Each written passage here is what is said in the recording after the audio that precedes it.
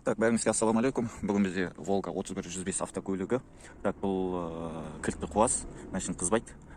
Так, машинде импульс катушкаға барып тұрған плюс бар, импульс жоқ. Импульс бізде бортовой компьютерден келеді. Так, біз бұл машинге не істедік?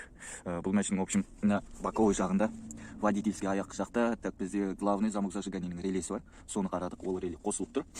Моторға және мына пассажирский аяқтың боковой жағында ИБУ орналасқан, электронный блок управления, компьютер.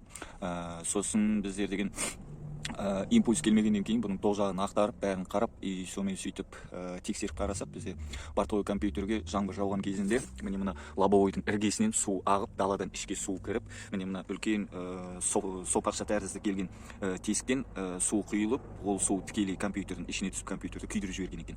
Біз осыны анықтадық. Енді қазір біздер запчастьін күту үстіндеміз. Компьютерді алып келу керек, компьютерді алып келсе, машинаны қыздырып. Сосын бұл көлікте тағы бір айта кетер ерекшелігі, бұны инжекторден карбюраторға ауыстырып тастаған, тек қана искра болса болды, қыза береді. Машина басқа форсунка әлде болмаса басқа да заттар жасамайды. Бәрін простой қылып салғап тастаған. Бұл так біздің бірінші бөлімнің соңы, екінші бөлімде көретіндеріңіз әлі алдында.